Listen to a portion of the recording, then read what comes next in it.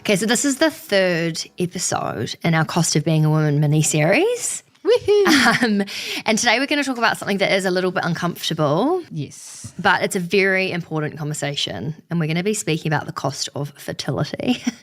I reckon this is going to make a lot of people uncomfortable. The cost of fertility, not just literally, but also metaphorically in terms of emotional, mental, it's something you can't really quantify in just dollars. But before we get into it, we're going to speak to someone who's written a book. Her name's Brett Russo, and she's written a book on IVF and her journey through it and the costs and what that looks like. But before we do that, I kind of wanted to chat to you, Vic, about your experience in this space. And when we were planning this episode, Vic was like, I don't really know how much I can say about this. I don't know. I was like, I think that it's important to share. So basically, lockdown 2021, Vic and I were living together. And you had not that long before broken up with your boyfriend and decided to go down the route of getting your eggs frozen. But what was that process like in terms of deciding to do it? Was it always something you wanted to invest in? Yeah, I think, like you said, I'd just broken up with my boyfriend for 4 years. I was in my 30s and I was like, I need to take control of my fertility situation as much as I can, because I don't know when I'm going to meet the partner that I'm going to have children with. And so I was kind of like, how can I control as much as that I can't control? And so, I think it was oh gosh, I need to do something about it. And so I looked into egg retrieval. You know me, I'm a planner. I like to have everything planned. And for me, having some eggs on ice that I could come back to when I need to as an insurance blanket, that made me feel secure being in my 30s and being single. So that's what I needed to do.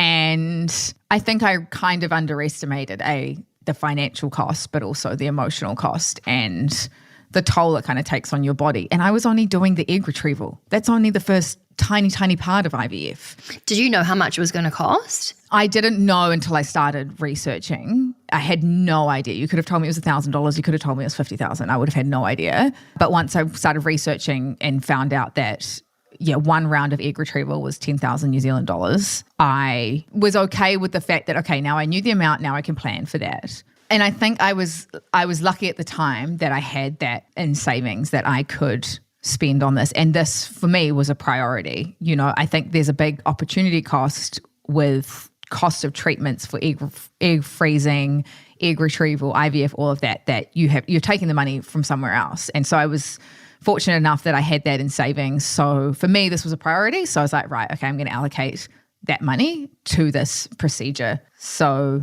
that I can have that peace of mind that I've got those eggs on ice. And what was the process like for you? Because I was on the couch having dinner and you'd be off to pin myself in the stomach. I think in hindsight, it was great that it was lockdown. I didn't have to take time off work. I didn't have to explain to my colleagues what I was doing. I didn't even have to tell a lot of my friends what I was doing. And so I could kind of, again, you know me, just hibernate and deal with it myself. And I remember coming back from the final stages of the egg retrieval and there was this. Do you mean when I picked you up? Yeah. Cute. Oh, yeah. I was about to say, I literally came and picked you up from the appointment. Did you? Yeah. Oh, I forgot that part. It was quite a special moment, really. I thought, we are partners. And I remember there was a card and flowers and it was happy egg freezing day. And I was like, oh my God, bless. Very, very cute. But I think the emotional roller coaster I was unprepared for. Because at the time you were pretty chilled about it. At the time, I kept being are you sure you're okay? And it Do got to you the point where I want was to talk about Sophie, it? I am fine. I know, because I thought that you were really internalizing it. Because I was there's no way she's totally chilled about this. There must be more going on. But you did seem kind of all good. Yeah, and I think it was more once the hormones start kicking in and you become this person you're not, and you're like, this is me, but it's not me, and you're kind of a bit all over the show. But again, thankfully, I didn't have to explain to a lot of people. I could kind of just get through what was probably about a month all up, 6 weeks myself. Yeah, I think also after the fact, after it was done, was almost like this incredible sigh of relief. And it was almost like I was like 20 again in this weird way. Tearing up Auckland. I was just like, I had this new lease of life and I didn't feel, I'm sorry if this is going to not sit well with people, but I didn't feel like a washed up old lady. Do you know? Which is kind of what I did when I came out of a long-term relationship and I was in my 30s and I was like, going, oh gosh. So it was kind of like, you'd kind of jump back 10 years. I was like, woohoo, I've got my eggs over there. I've got my life. You know, it was just kind of, yeah. I mean, I hadn't gone through the whole journey. I've just done a tiny portion of it, but it was this newfound freedom, which sounds so bad because it doesn't. You can still be free and have, you know. But I think like for a lot of women in particular who want kids and don't just want to have kids with someone that they're in a relationship for no reason, like they want to find the right person, it'd be the right time from a career, personal, etc., financial side of things. I think it makes total sense that you felt freedom to make your life choices that you wanted to make without having to feel pressure to change your trajectory based on the fact you wanted kids in the next 6 months, year, 2 years. And even now, I'm not even slightly concerned with the fact that I'm in my mid-30s and not on that journey yet. Whereas if I didn't have that and I hadn't done that in lockdown, I'd probably be a lot more scared right now about the fact that, you know, will I have children or, you know, that kind of thing. So on reflection, it was probably some of the best $10,000 I've ever spent. Yeah, I mean, the only regret I have would be not doing it earlier. Sorry. Well, it's because I've had this feeling like I'm going to be like on the older end of the spectrum if I'm lucky enough to have kids and find someone I want to have tiny humans with.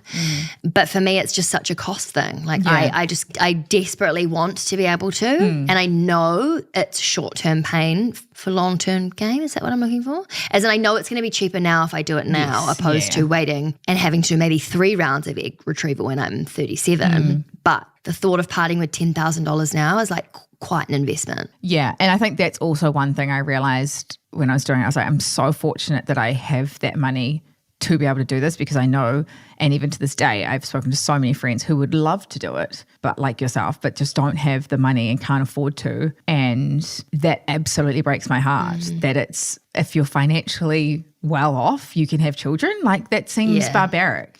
And so on this discussion, we wanted to talk to someone who had been through the full IVF process. And so we came across Brett Russo, who has, like so I've said, written an amazing book called The Underwear in My Shoe, which I'm very intrigued to figure out. We should ask her about that. Yes, definitely. We're going to talk to her about the 5 rounds of IVF she's been through, the financial toll, the emotional toll, the relationship toll, the physical toll. There's so many tolls.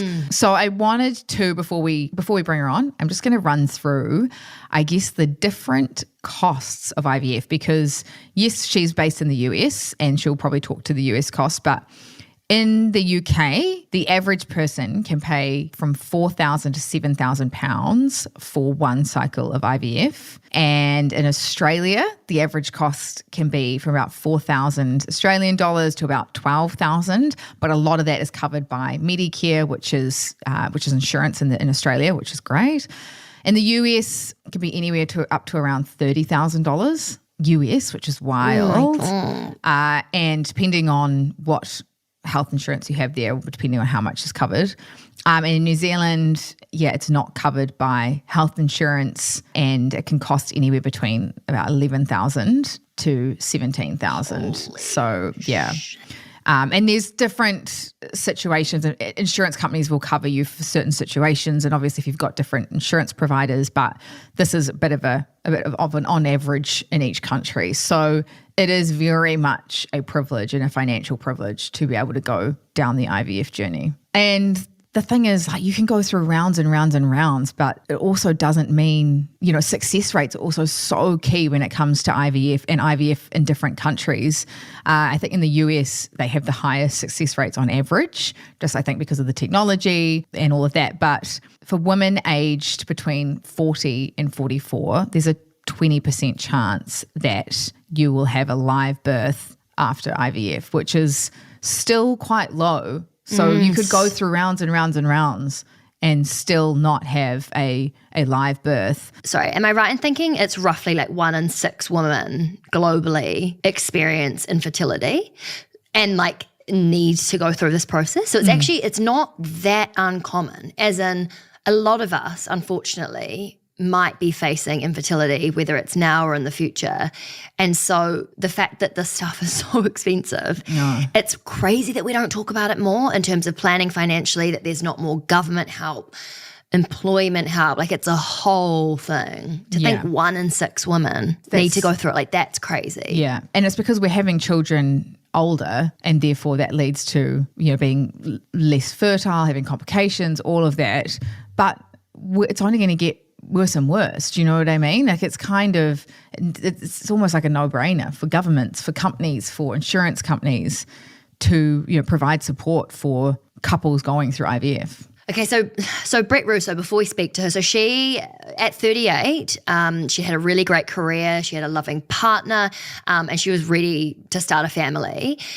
They tried naturally, it didn't happen, and so eventually she ended up going through 5 rounds of IVF, and it wasn't until the 4th round that they actually had 2 viable embryos, and they were both transferred and became her son. So I imagine that maybe they're kind of IVF twins. So welcome, Brett. Are you in Jersey? I am. I just think that sounds like a movie. Like, I'm in Jersey. Sounds very romantic. Yeah. I don't know if it sounds romantic, but it definitely sounds corporate. I don't know. Yeah, no. Where you're sitting right now looks very chic. In fact, the opposite to corporate. Love your chair. We need to upgrade our seating arrangements. Be careful, because those are not your seats, and we're speaking in front of the person who owns them. So... Sorry. No. Hey, thank you so much for joining us. I think in terms of the book that you've written, the journey that you've been through, firstly, thank you for sharing that with the world, because I think there's not enough people who feel comfortable opening up about that. And actually using the word feel comfortable probably isn't even the right terminology, because I imagine there was nothing particularly comfortable about that, but a really important conversation to open up. So that we can learn from each other. I just would love to know what actually inspired you to put pen to paper, because to write about 5 attempts at IVF, or not even speaking about all of the other mountains of conversations and emotional toll that would have come with that process. How did you get to a place where you were like, I need to share this? I mean, there's a few answers to that. When I was going through the journey on my own, I was feeling very dark, very lost. And I'm a pretty positive person, and it was a very difficult thing to do. So I started to write down my feelings just to help myself get through it. And I kept journaling through the process. And every time I would hit a hard point, I would say, all right, at least that's another thing I can write about. And then I kind of put it down for a while. And when I did get pregnant, I did, spoiler alert. Congratulations. I did. Thank you. I did write something on social media saying, alluding to the fact that we had issues. And then I went to bed. When I woke up the next morning, my inbox was filled with messages from women that I knew saying, I'm going through this too. Thank you so much for sharing your story. I feel so lost. And then I realized at that point that I had to write this book, and it became like a passion project, and I just went for it.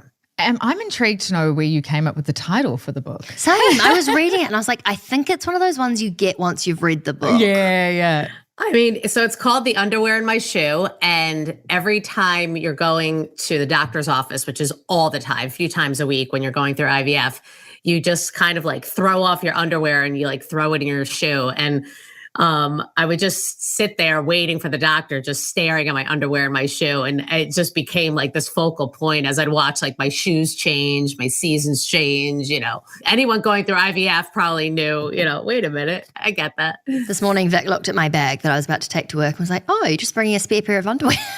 And I had like somehow accidentally dropped a pair of undies in my bag. But there was undies and then a giant cucumber. Oh, so it was quite like... not anything related, but just... It was a snack, just for context. I don't believe it. It was like I just going on the record. I don't buy this story. Nah, fair. Oh, gosh. I was wondering if you could provide, I guess, some insights into the different costs associated with IVF in different countries, or if just particularly the US, where you had experienced it, and I guess how these kind of impacted your relationship with your partner as well at the time. The financial part of IVF is there's many layers to it. And I've spoken to so many women through this process about that particular topic. The costs with IVF it's a lot. And insurance right now, depending on the insurance you have, it's a battle to cover certain things. In fact, my insurance at the time would say, I'm not going to cover this if you're over 35. And I'm like, well, I'm sure a majority of women going through IVF are over 35. So, I would say one round, I'm going to generalize, is about $30,000. US. In US dollars, yes. Oh, is that including the egg retrieval before you go through the cycles of IVF, or? So that's including the egg retrievals, but it's not including medications. It's not including some of the genetic testing. I mean, it's a lot. When it's all said and done, I mean, you're looking at probably about $35,000-$40,000. For one round. Yes. Yeah. Wow. Are you sure? And again, that was years ago. That was how many years ago? 7 years ago. So it could have changed. You add inflation onto that. Yeah. And things like genetic testing aren't, included in insurance and things like that, which is tough. And with that 30,000, let's take 30,000 as a rough number. What amount of that is covered by insurance? Is it the full amount? Is it like you have to pay it up front and then get reimbursed for insurance? Like, how does it work in the US with insurance? Okay, so it's different for everyone. There's a lot of insurances don't even cover fertility treatments. So I would say for anyone out there thinking they may need to do this, talk to your provider first. It does make a substantial difference. I had insurance through my husband's company, and then he switched jobs. So I actually had 2 different insurances. So I can talk to both of those. The first insurance covered your first round. That's quite amazing. Like, to think that there's like a whole round that's essentially paid for is quite cool. Yeah. And the other thing too is they'll have a list of things like you won't be able to go right into IVF, depending on your age, depending on your circumstance. They'll say, we want you to go through, mine was 3 rounds of IUI, which is something right before IVF. Oh, is it like hormone treatment? Yeah, they basically put a turkey baster with your husband's sperm, force you to ovulate and kind of play like IUIs. They're basically putting I know. I don't know how graphic you want to get on a financial podcast. Yeah. Oh gosh. So, but it's abrasive. Yeah. And like, I know my cousin who was younger, she had to go through 10 rounds of IUI, which is a horrible thing to go through. I mean, they're hormones and, I think they want to make sure it works before you have to actually go through IVF, which probably, is a lot. Gosh. And my second insurance, they just covered $30,000, however you wanted to spend it, $30,000. Sorry, I was really not expecting any insurance cover. No. I don't think that IVF is covered in Australia and New Zealand. Do you even know, Vic? New Zealand, it isn't. Australia, it is partially funded. But again, it comes back to what you're saying. There's so many criteria.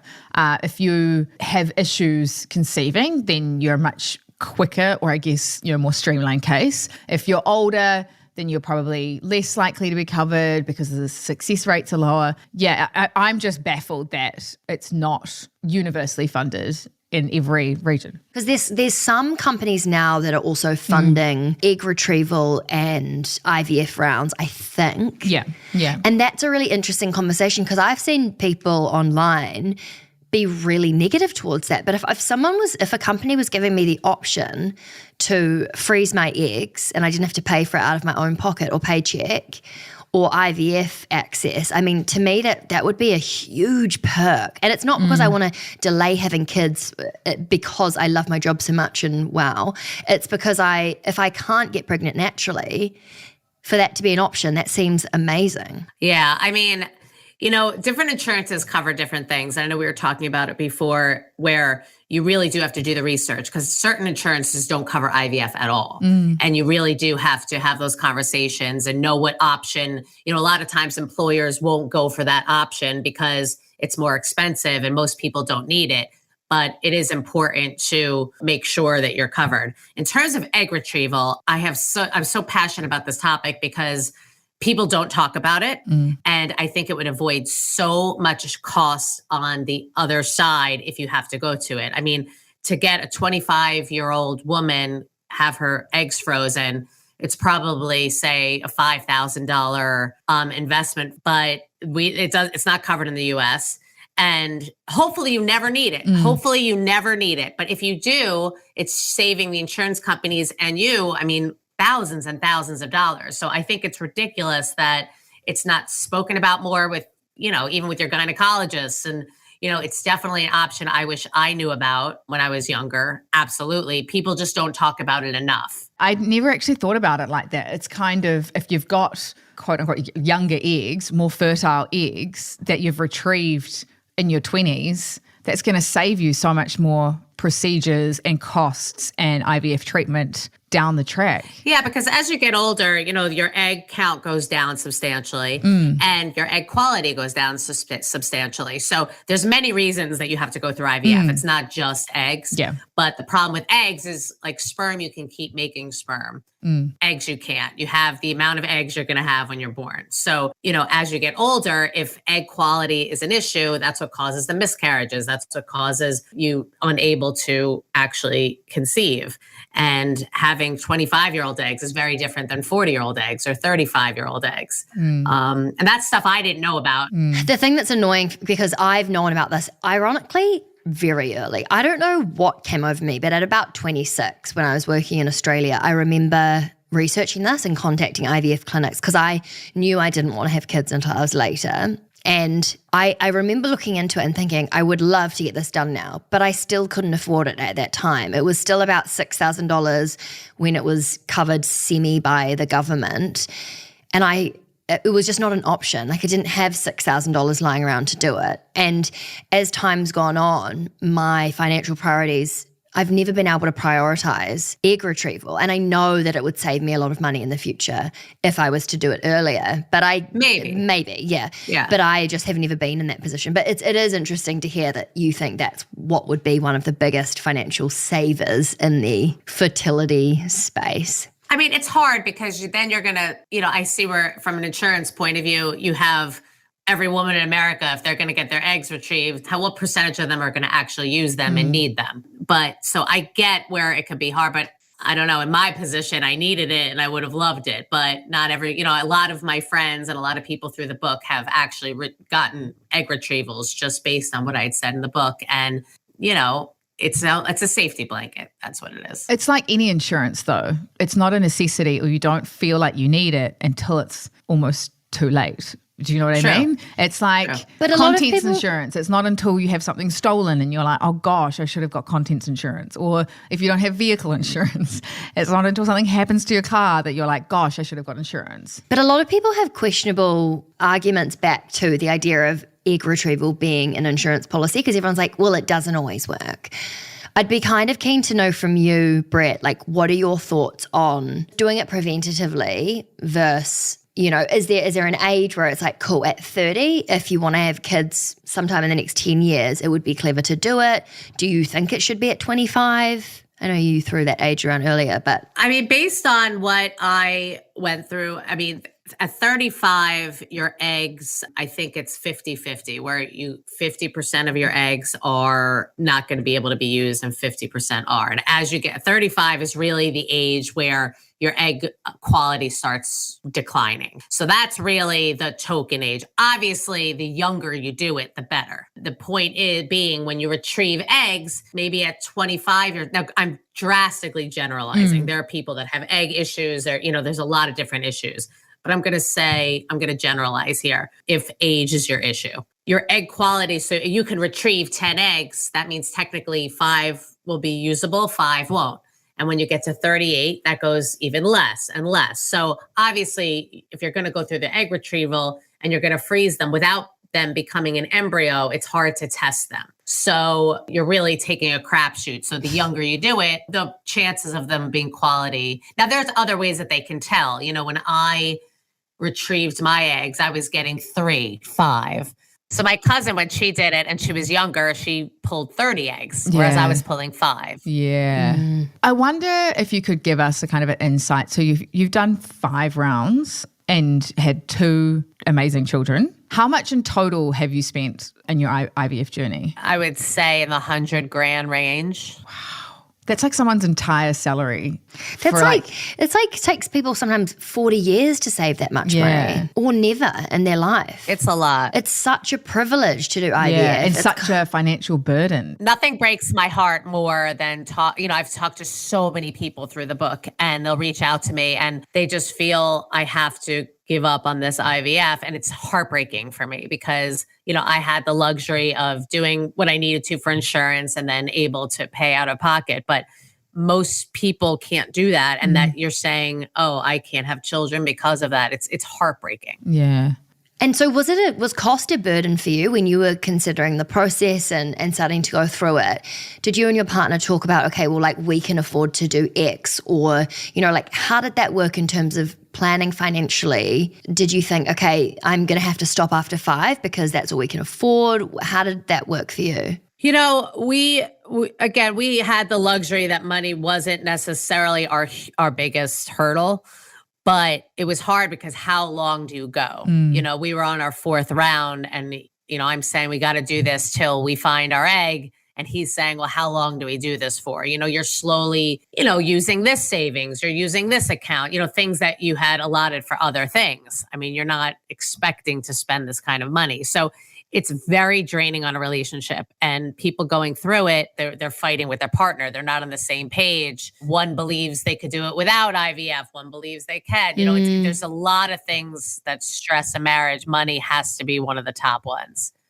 And so between you, how did you try and get on the same page, or do you have any advice for couples who are thinking of going through this process? I guess thinking more from a financial lens, but also just in general, how can they be as best prepared to put their marriage or their relationship first? I mean, the hard part about an IVF is you don't know how many rounds, how many years, you don't know how long you're going to be in it. So some people— Or how much money, I guess.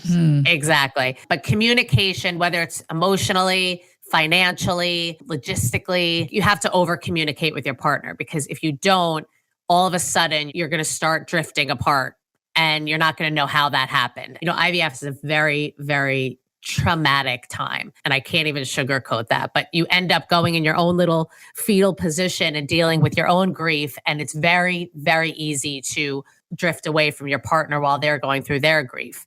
It's hard to deal with both. And when you say grief, can I just ask, because neither of us have gone through the IVF process in terms of, in the same way that you have. Vix had her eggs retrieved, but when you say grief, is each round you're dealing with the idea of loss of a child? Like, sorry if that sounds super ignorant, but No, what kind of grief? I love the questions. Is it more your hopes up? It's and both. You get your hopes up and then you get disappointed. Yeah. That's exactly what it is. IVF is just an emotional roller coaster. You get your hopes up, then there's roadblocks. And it's not just the loss of, a baby with a miscarriage. There's that as well, which is very hard.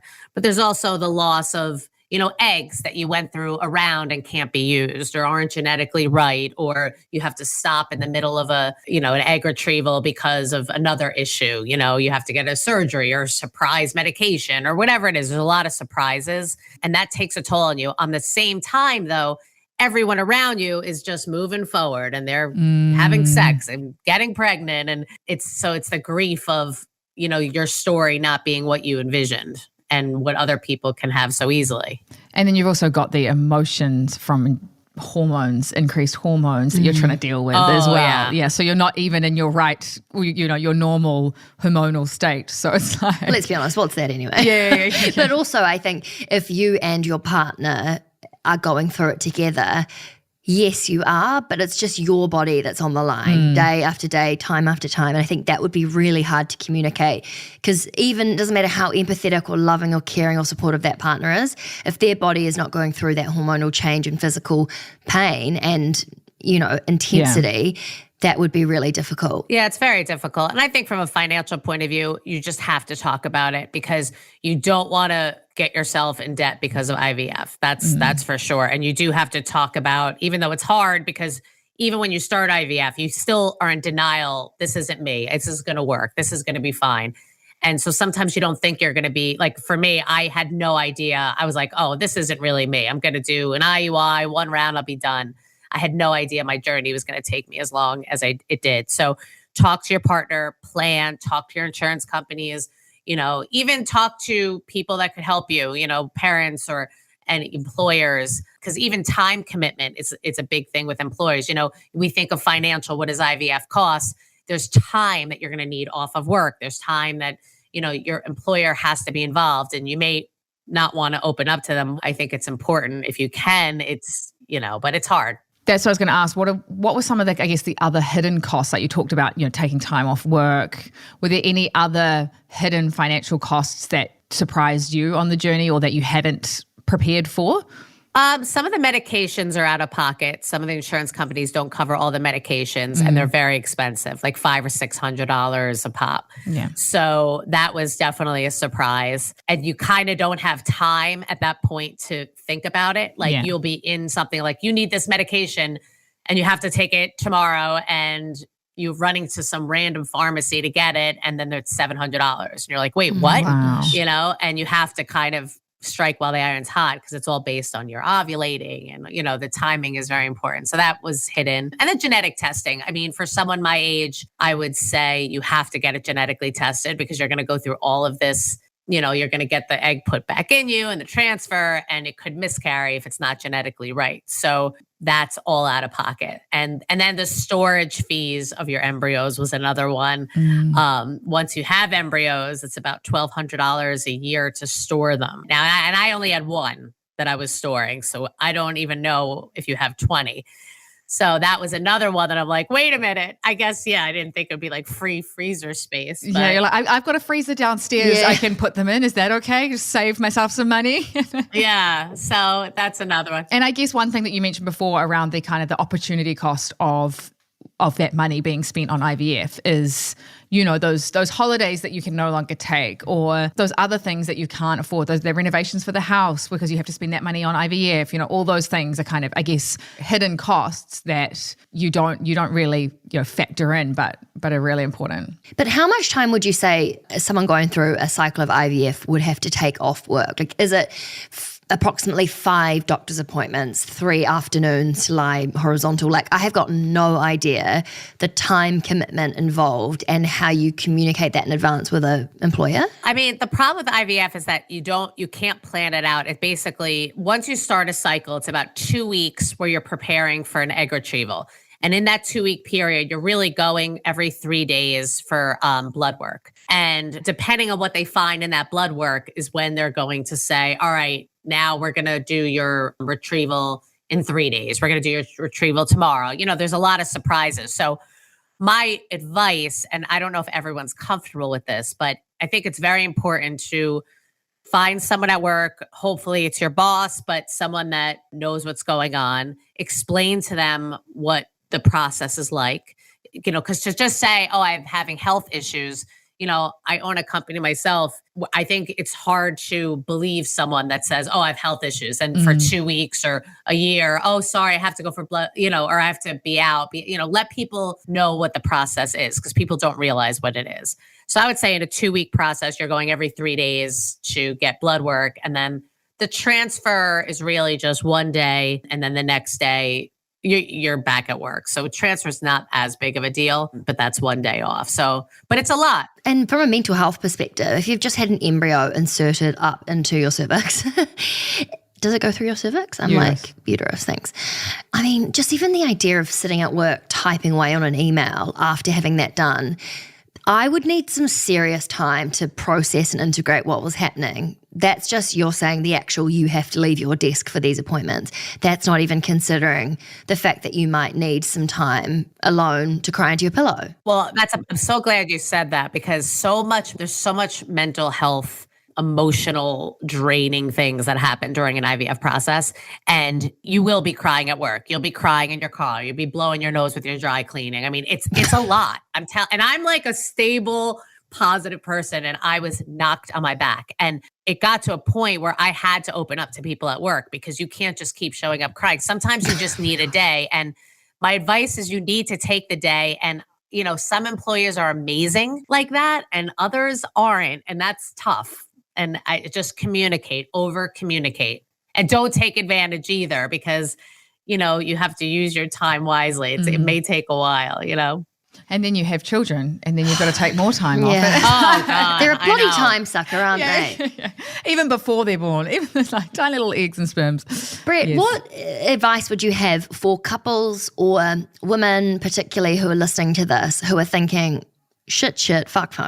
I don't know if I can afford this. I'm not sure what the strain's going to be like on my relationship, on my own mental health. What kind of thought process or journaling prompts can people ruminate on before embarking on this journey? Because I feel like there's a lot that, as you were saying, is surprise cost in terms of process, everything.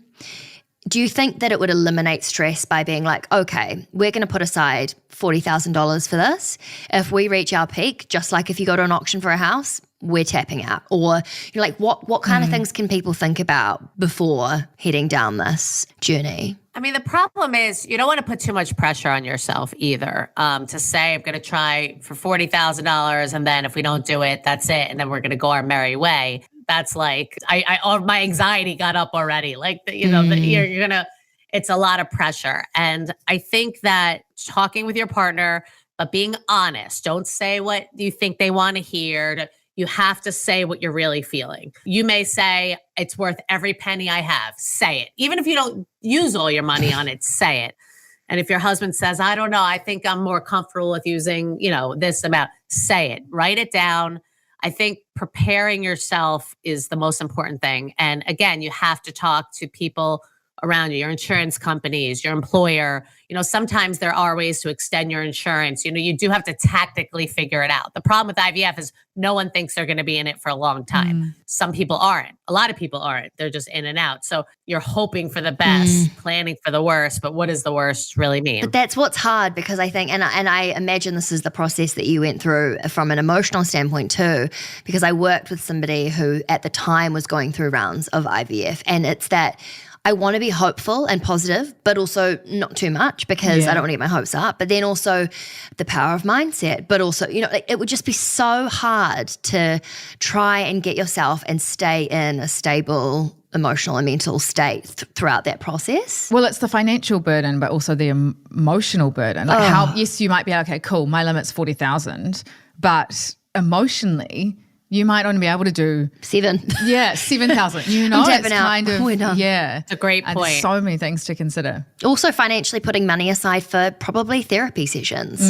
things like that, which, That's another hidden cost. Yeah. Actually, I'm glad you brought that up. because you would need it. I got through halfway and I'm like, I cannot do this alone. And I basically army crawled to my therapy appointment. I mean, I basically heard her voice on the other line and started crying and saying, how fast can you take me? Like, it's hard. I think with the financials too, is that it's important to analyze the rest of your life as well. So you're going to have your IVF costs, know what's covered.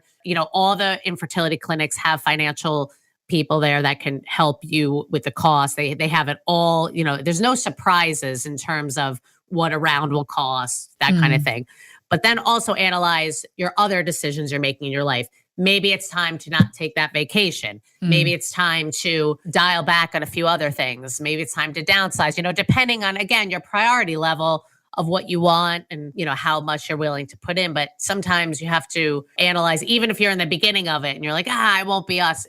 Dial things back, maybe saying, let me save here where I can. The little things do matter. A few $100s here is a medication, a few $100s there is a therapy session. And again, talk to your insurance company about what's covered. Usually the therapy is covered. Mine was. Yeah. Or partially covered. Thank goodness. Thank God. Because that is crucial, I would say. I honestly, the more that I have these conversations in terms of thinking about motherhood, thinking about, I mean not even including IVF in that. We did a conversation with Chauncey Hinderlane, who is also based in the States. She's originally from Congo. And she was talking about how if you want to be a mum, by the way, if you haven't listened to that episode, definitely go back and listen. But she spoke about the financial burden of being able to afford your village, to mean that motherhood can look the way you want it to, i.e. if you want to be able to have time to go do things with your friends or not have to clean the entire house or not have to XYZ, you have to plan financially. And then now we're having this conversation about IVF. And I'm just like, I don't reckon I can afford kids. You need to start a motherhood fund. What do you think with that conversation then? What do you think needs to be done financially in terms of like supporting people through the IVF journey? Is it government support? Is it companies stepping in to support? Is it insurance companies doing more to support? Is it us ourselves having to plan better financially? What in your opinion do you think needs to be done more to help people going through the IVF journey? Financially, I think the insurance companies have to reevaluate their coverage for IVF. It's a major issue. It's unfair. It's a legit health crisis for women trying to have a baby. I think emotionally, I think family members and friends, whoever has someone close, don't pry for information because that's, really hard for a patient with bad news all the time, usually. Just be there. Just be there to support. Be there to say, I'm here if you need me. I know I can't understand fully what you're going through, but I'm here. Don't give advice because you don't know what it's like unless you've been through it, then give all the advice you want. And then in terms of an employer, I think for employers out there, it's very important to try your best to give the freedom to those couples, whether it's the man or the woman going through it, because that will make or break an experience for someone. If you have an employer that's like, take what you need, I understand what's going on and you do what you have to do, that's amazing. But not everyone's like that. And they'll say, I'm sorry, you only have this amount of time and you're running to get to the 6 a.m. blood, bank and then trying to run back to work and you're crying and you're bleeding. It's horrible. It's really hard. So, for employers, please sympathize with these patients and understand the process, whether it's IVF or anything. Get to know what they're going through and trust your employees. If you don't trust your employees, you shouldn't have your employee there.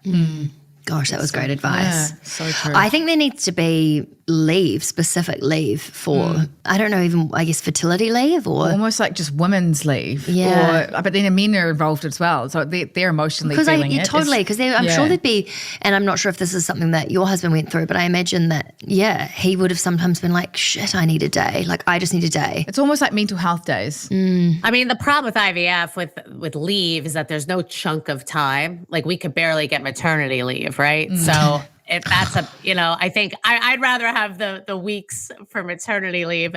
For mental health in general, there should be mental health days. But with IVF, you don't know. You could wake up on a Monday and be great. And you can by the afternoon be crying under your desk. There's not chunks. How long is leave? Like my process was 2 years. I have other friends that are in their 6th, 7th, 8th, 9th year. Oh my gosh. I can't even. No, I can't. Brett, thank you so much for sharing everything. It's been super helpful and really, terrifying. But an important conversation, something that we need to have. And I think, it's not just the emotional toll, the physical toll, the relationship toll. The financial is very real. And so, thank you so much for sharing your story and for your amazing book. And for anyone that does want to purchase it, where can they find it? So it's sold wherever books are sold, but Amazon's an easy one. It's called The Underwear in My Shoe, and hopefully will help you get through your process and know you're not alone. And we're also very happy that you have 2 wonderful kids. Yes. And it was all worth it. It was all worth it. Yeah. Sometimes you 2 very badly behaved kids. Can you genetically test for good behaved kids? Well behaved kids would be great. I want to send this one back actually.